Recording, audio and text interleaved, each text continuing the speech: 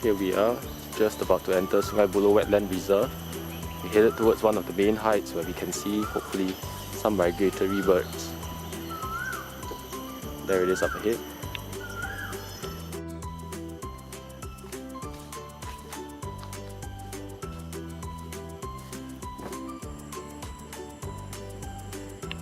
Here we are, one of the flats at Sungei Buloh Wetland Reserve.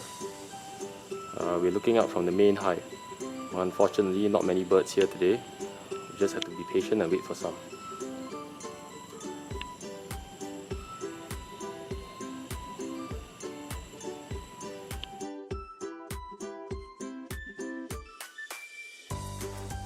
Sungei Buloh Wetland Reserve is a nature reserve in the northwestern area of Singapore. It was actually the first wetlands reserve to be gazetted here back in 2002, and it is significantly important as a stopover point for migratory birds as far up as Siberia. These birds usually migrate in September all the way to March each year. Just off in the distance you can see Johor Bahru, and I think that's Forest City.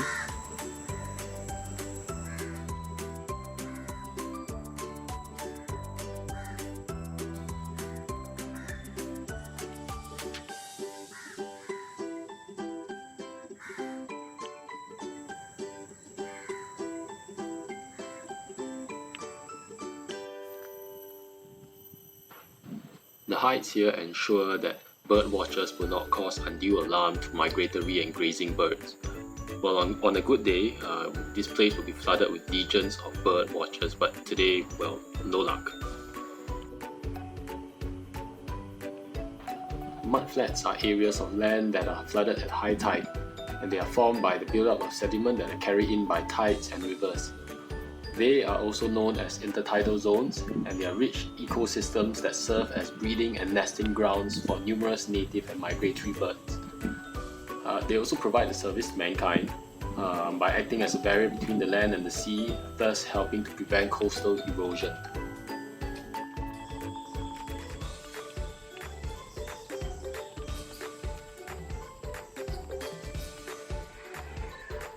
The great-billed heron is a magnificent bird. It stands at 120 centimeters tall and has largely dark grey plumage. On occasion, it gives off a super resonant roar. It is an uncommon resident of Singapore and is found mostly along mudflats and coastal habitats. It waits motionless for fish in shallow waters and spears them at opportune moments.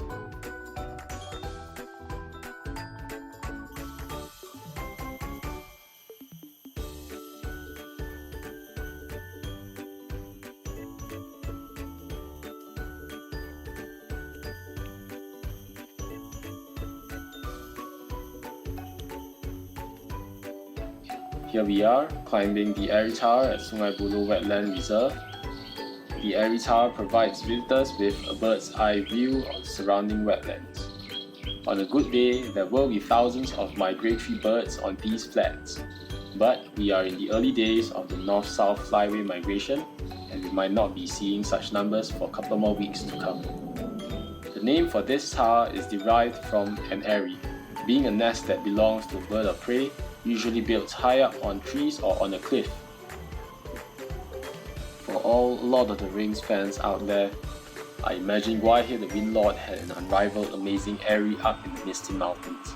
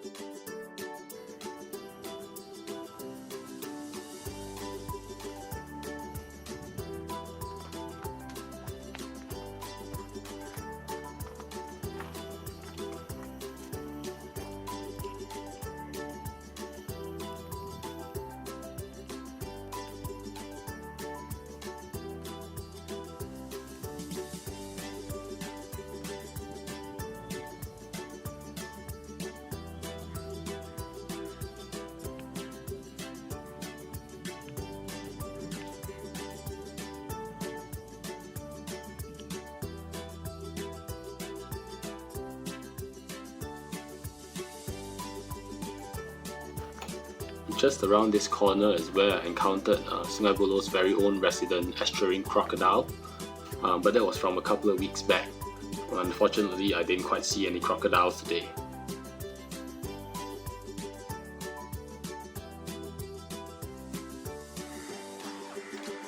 Wow, have a look at this guy, a clouded monitor, just several feet away from me, no shits given, going around its daily business.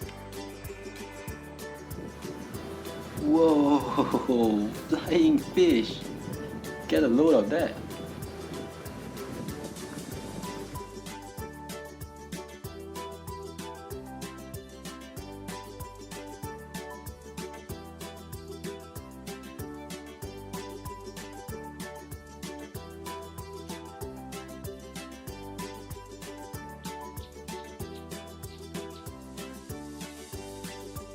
This is a Milky stork. It is completely white except for a streak of black flight feathers, hence its name. Its bare facial skin, now maroon, will change bright red during the breeding season. It is estimated to number just 1,500 birds worldwide. The painted stork is a close cousin of the Milky stork and can be distinguished by prominent black pectoral bands. It is also on the IUCN Red List just like the Milky stork, and this is compounded by interbreeding between both species to form hybrids. This phenomenon is due to both species being kept in the same enclosure in both the Singapore and Malaysian national zoos.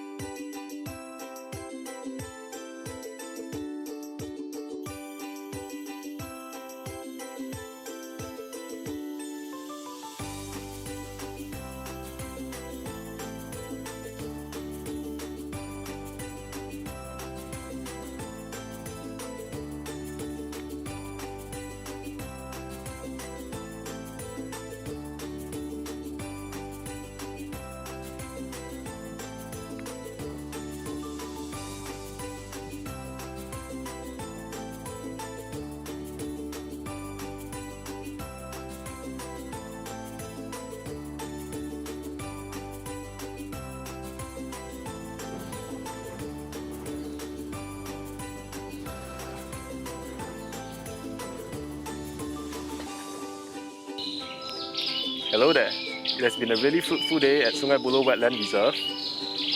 Even though it's during the early days of the migration, this is sometime in September, but I expect there will be more birds to come in the next few months all the way until March.